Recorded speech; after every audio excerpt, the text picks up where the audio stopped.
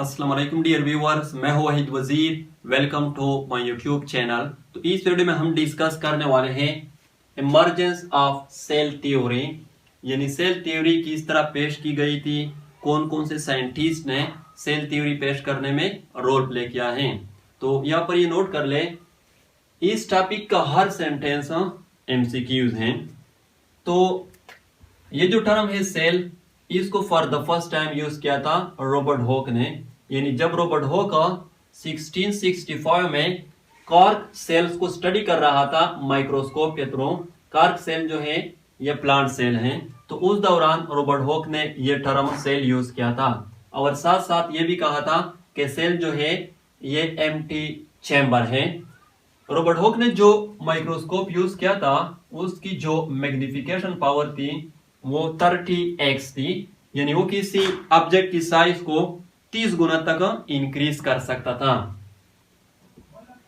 1674 में Anton van लेवनहॉक ने एक माइक्रोस्कोप जो है वो डेवलप किया, जिसकी मैग्निफिकेशन पावर जो थी वो 300x थी, यानी वो किसी ऑब्जेक्ट की साइज को 300 गुना तक इंक्रीज कर सकता था।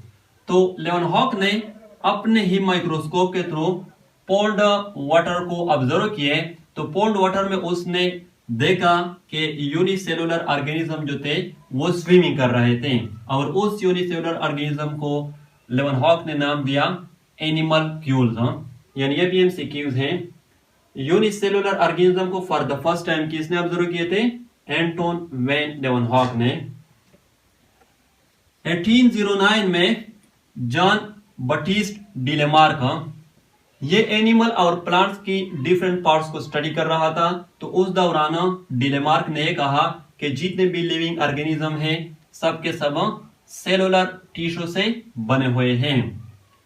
1831 में रॉबर्ट ब्राउन ने यह कहा कि प्लांट सेल के इनसाइड स्फेरिकल बॉडी जो है वो मौजूद है, और उसको रॉबर्ट ब्राउन ने नाम दिया न्यूक्लियस। तो रॉबर्ट ब्राउन का ये जो स्टेटमेंट था, इसके साथ सेल के बारे में एक नया कॉन्सेप्ट जो है वो पैदा हुआ, क्योंकि इससे पहले रॉबर्ट हॉक ने 1665 में ये कहा था कि सेल जो है ये एम्प्टी चैम्बर है।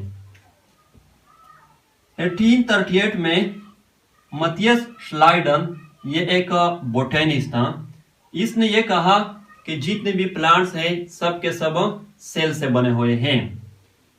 1839 में थियोडो श्वान ये एक ज़ूलॉजिस्ट था, इसने ये कहा कि जितने भी एनिमल्स हैं सब के सब सेल से बने हुए हैं, यानी यहाँ पर ये पॉइंट नोट कर लें। 1838 में श्लाइडन ने ये कहा कि जितने भी प्लांट्स हैं सब के सब सेल से बने हुए हैं। एक साल बाद यानी 1839 में श्वान ने ये कहा कि जितने भी एनिमल्स हैं सब के सब सेल से बने हुए हैं। फिर दोनों ने ये प्रपोज किया कि जितने भी लिविंग ऑर्गेनिज्म है सब के सब सेल से बने हुए हैं, और ये जो स्टेटमेंट था it was the first statement of the cell theory. 1839 में जॉन एवांजेलिस्टा पुरकंजी ने सेल के इनसाइड जो फ्लूइड सब्सटेंस होते हैं उसको प्रोटोप्लाज्म का नाम दिया। 1855 में रोडल्फ वर्क ने अपनी ही लैंग्वेज में यह कहा कि ओमनीसिलोला ई सिलोला। तो इंग्लिश में इसका मतलब यह है कि every cell comes from a pre existing cell, यानी 1855 में रोडल्फ वर्क ने यह कहा कि जो नए सेल बनते हैं वो पहले से मौजूद सेल से बनते हैं। यानी इसका मतलब यह है कि फॉर एग्जांपल ये एक सेल है, तो ये सेल 2 सेल में डिवाइड हो जाएगी, और ये सेल जो है ये फर्दर 2 सेल में डिवाइड हो जाएगी, इस तरह ये भी, एंड सो ऑन। तो इसको हम कहते हैं सेल डिवीजन। तो ये स्टेटमेंट रोडल्फ वर्क ने दिया था कि ओमनी सिलोला ई सिलोला, यानी every cell comes from a pre existing cell. 1962 में लुई पास्टर ने ये जो आइडिया था रोडल्फ वर्क का उसको एक्सपेरिमेंटली प्रो किया। 1962 में लुई पास्टर ने बैक्टीरिया पर एक्सपेरिमेंट किया। और वहां पर उसने लुई पास्टर ने ये देखा कि वाकई जो नए सेल बनते हैं वो पहले से मौजूद सेल से बनते हैं। तो इन सब साइंटिस्ट की कंट्रीब्यूशन को मद्देनजर रखते हुए सेल थ्योरी में 3 मेन पॉइंट जो है वो पेश किए गए।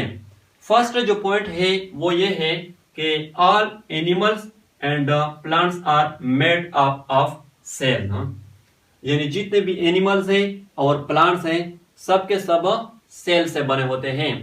और ये स्टेटमेंट किसने दिया था? श्लाइडन एंड श्वान ने। बाज ऑर्गेनिज्म जो होते हैं वो यूनिसेलुलर होते हैं यानी सिंगल सेल से बने होते हैं, और बाज मल्टी सेलुलर होते हैं यानी मेनी सेल से बने होते हैं, एक से ज्यादा सेल से बने होते हैं। सेकंड जो पॉइंट है वो ये है कि cell is the structural and functional unit of living organism, यानी सेल जो है ये लिविंग ऑर्गेनिज्म का स्ट्रक्चरल यूनिट भी है और फंक्शनल यूनिट भी है। स्ट्रक्चरल यूनिट का मतलब यह है कि जितने भी ऑर्गेनिज्म होते हैं लिविंग ऑर्गेनिज्म सबके सब सेल से बने होते हैं। फंक्शनल यूनिट का मतलब यह है कि लिविंग ऑर्गेनिज्म के बॉडी में जो फंक्शन होते हैं वो सेल परफॉर्म करती हैं, या हम ये कह सकते हैं कि वो सेल के इनसाइड होते हैं। थर्ड जो पॉइंट है वो ये है कि new cells arise from the pre existing cell by cell division, यानी थर्ड जो पॉइंट है वो ये है कि जो नए सेल बनते हैं वो पहले से मौजूद सेल से बनते हैं सेल डिवीजन के थ्रू, जैसे कि रोडल्फ वर्क ने कहा था ओमनी सिलोला ई सिलोला। तो ये था emergence of cell theory. I hope आप लोगों को वीडियो अच्छी लगी होगी। Thank you.